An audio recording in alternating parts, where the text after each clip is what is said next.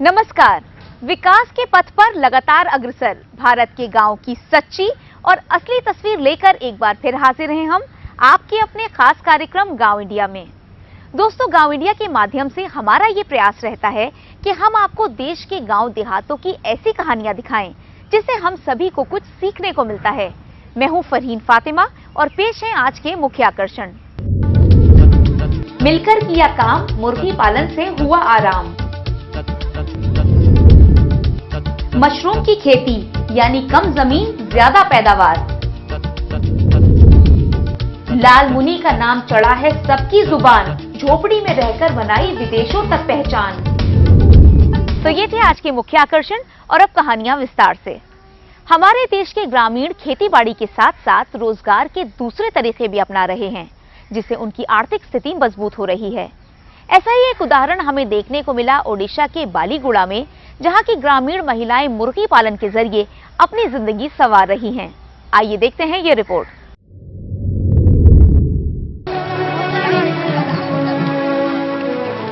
कहते हैं मुश्किलों से लड़ना ही जिंदगी का दूसरा नाम है। ये मुश्किलें ही हमें आगे बढ़ने को प्रेरित करती हैं।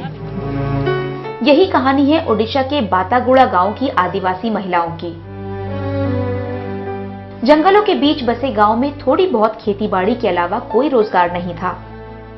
गांव के पुरुष खेती करते और महिलाएं जंगलों से लकड़ियां बीनकर किसी तरह अपना परिवार चलाती। कभी खेती अच्छी होती, कभी नहीं, जिस कारण भरपूर मेहनत के बाद भी आर्थिक स्थिति सुधरने का नाम न लेती।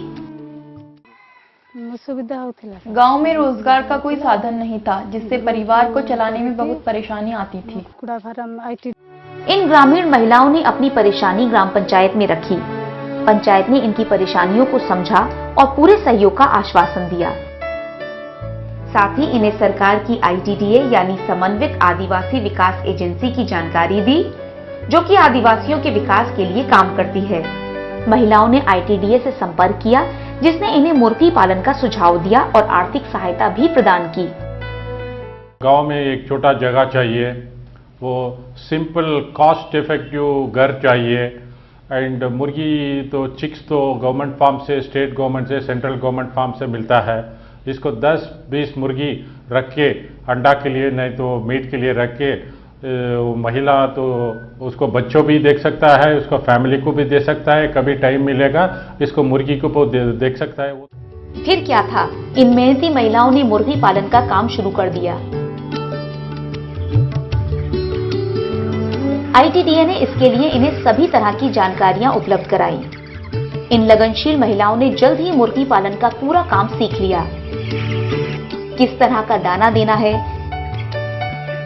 साफ सफाई रखना, पानी और दवा आदि का ये पूरा ध्यान रखती हैं। ITDA ने इन्हें प्राइवेट कंपनी से भी संपर्क कराया, जो इन्हें 15 दिन के चूजे उपलब्ध कराती है। इन महिलाओं को इन चूजों की 45 दिन तक देखभाल करनी होती है। 45 दिन बाद कंपनी गांव में आकर मुर्गियां ले जाती है। इस तरह इन्हें बाजार की परेशानियों का सामना भी नहीं करना पड़ता और इनका पैसा समय पर मिल जाता है। इससे इनकी आर्थिक स्थिति तो मजबूत हो ही रही है, साथ ही काम के साथ साथ ये घर का भी पूरा ध्यान रख पाती हैं। मुर्गी पालन करने से हमारी परेशानियां कम हो गई हैं। बच्चों को पढ़ाना हो या परिवार की जरूरतें हो, सब कामों में आसानी हो गई है। कल तक सहमी ये महिलाएं आज आत्मनिर्भर बन अपने फैसले खुद लेने लगी हैं। आज इनके पास एकजुटता की शक्ति है। इनकी मेहनत ने इन्हें समाज में एक नई पहचान दी है और ये महिलाएं अपना एक नया मुकाम बनाने के लिए आगे बढ़ रही हैं। गांव वालों से उसको सप्लीमेंट्री इनकम है 900 रुपीज से 2500 तक 20 मुर्गी में वो बेनिफिट ले सकता है। वो गरीब लोग उसको बच्चों लोग के लिए स्कूल फीस दे सकता है। वो थोड़ा न्यूट्रिशन अंडा भी खा सकता है, मुर्गी भी खा सकता है, मीट भी खा सकता है। आज 28% अंडा तो वो बैकयार्ड पोल्ट्री से आ रहा है। मुर्गी पालन के लिए हर मुर्गी के लिए 1 वर्ग फीट की जगह होनी चाहिए, यानी 100 मुर्गियों के लिए 100 वर्ग फीट की जगह। मुर्गी पालन के लिए राज्य के पशुपालन विभाग, मुर्गी पालन विभाग और कृषि विज्ञान केंद्र के तकनीकी व्यक्तियों से सलाह ली जा सकती है। मुर्गी पालन के लिए राष्ट्रीयकृत सहकारी और ग्रामीण विकास बैंक से आर्थिक मदद ली जा सकती है। वो ट्रेनिंग दे सकता है, वो बैंक से लोन ले सकता है, लोन ले सकते हैं। एग्रीकल्चर नाबार्ड तो उसको हेल्प कर सकता है। बैंक इन कामों के लिए आर्थिक सहायता प्रदान करती है। शेड बनाने के लिए, पोल्ट्री के लिए उपकरण खरीदने के लिए, बिजली और पानी की व्यवस्था के लिए और चूजे खरीदने के लिए। खेती के साथ मुर्गी पालन करने से किसान साल भर आमदनी कर सकते हैं। मुर्गी पालन से किसान खाद भी प्राप्त कर सकते हैं, जो कि खेतों के लिए बहुत ही लाभदायक होती है। मुर्गी पालन में इन सावधानियों को बरतना चाहिए। पोल्ट्री फार्म बनाने के लिए ऊंची जमीन का चयन करें। शेड जमीन से कम 1 फीट की ऊंचाई पर बनाएं। छत मजबूत हो और फर्श सख्त होना चाहिए। पानी, बिजली, पहुंच मार्ग, चूजों की आपूर्ति, चारे और पशु चिकित्सा सहायता की निकटता बहुत आवश्यक है। प्रशिक्षण जरूर हासिल कर लें। फार्म की अच्छी तरह निगरानी करनी चाहिए।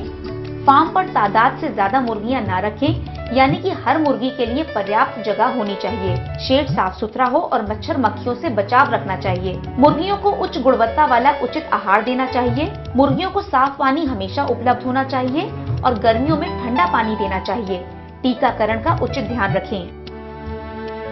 मुर्गी पालन व्यवसाय को अपनाकर हमारे किसान खेती के साथ दोहरी आमदनी कर सकते हैं। सरकार इसके लिए हर तरह की सहायता देती है, बस जरूरत है आगे बढ़कर इसका लाभ लेने की। गांव की बेमिसाल कहानियां दिखाने का सिलसिला आगे भी जारी रहेगा। फिलहाल वक्त हुआ है एक ब्रेक का। ब्रेक के बाद देखेंगे मशरूम की खेती, यानी कम जमीन ज्यादा पैदावार। लाल मुनि का नाम चढ़ा है सबकी जुबान, झोपड़ी में रहकर बनाई विदेशों तक पहचान।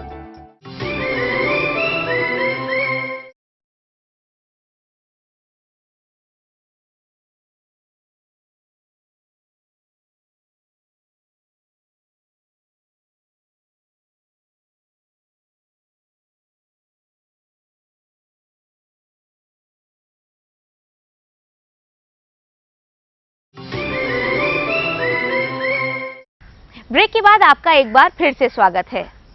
मशरूम ना सिर्फ हमारी सेहत के लिए अच्छे होते हैं, बल्कि किसानों को भी इससे बहुत फायदा पहुंच रहा है। आइए आपको लिए चलते हैं उत्तर प्रदेश के बांदा, जहां कुछ किसानों ने एक नए प्रयोग के तहत मशरूम की खेती शुरू की है। ये लोग साल के 12 महीने मशरूम उगाते हैं, जिससे इनका मुनाफा काफी बढ़ गया है। देखते हैं ये रिपोर्ट।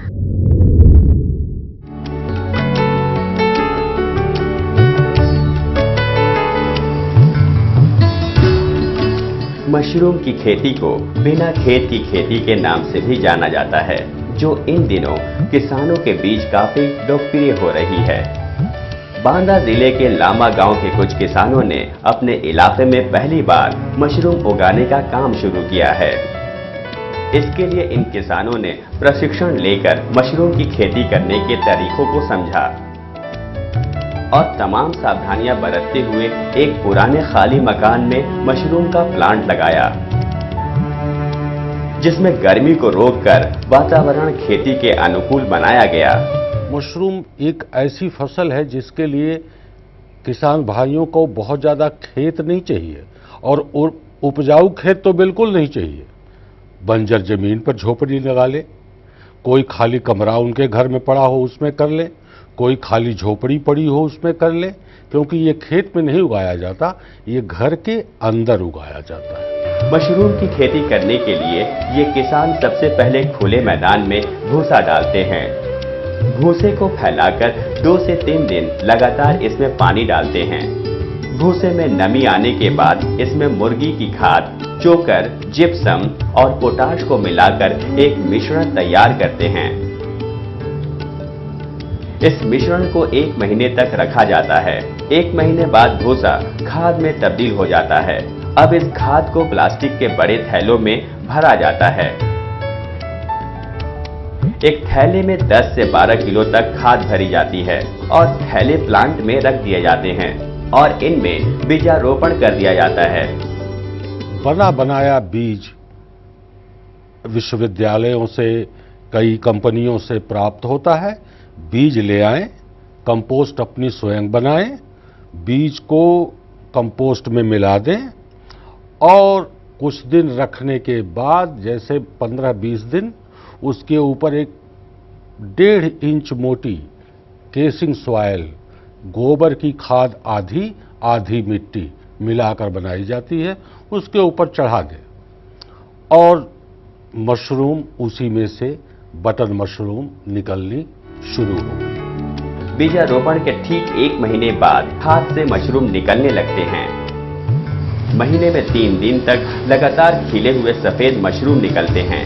ये लोग मशरूम को ताजा निकालकर 200 ग्राम प्रति पैकेट के हिसाब से पैक कर देते हैं, जो 40 रुपए पैकेट के हिसाब से बेचा जाता है।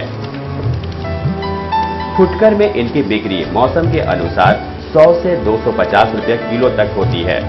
लगभग 3 महीने की फसल होती है खुम्ब और 100% लाभ देके जाती है। यानी अगर 10,000 रुपये आप लगाए हैं तो आप 20,000 रुपये की मशरूम बेचेंगे। 10,000 पर 10,000 का लाभ कोई फसल उतनी एरिया में नहीं दे सकती। मशरूम की खेती से किसानों को अच्छा मुनाफा हो रहा है, वहीं मजदूरों को रोजगार भी मिल रहा है, यानी सभी के लिए फायदा ही फायदा।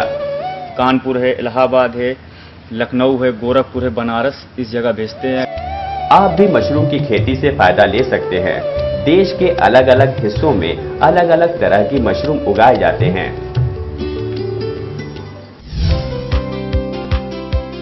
हमारे भारतवर्ष में जिन खुम्बों की खेती होती है, जिनको मशरूम्स कहते हैं, वो मुख्यतया 4 प्रकार के हैं। सबसे अच्छा तो बटन मशरूम, जो आप दिल्ली के बाजारों में देखते हैं, सफेद गोले रंग के होते हैं, उसको बटन मशरूम या एगेरिकस बाइस्पोरस बोलते हैं। उसके अलावा 3 तरह की और मशरूम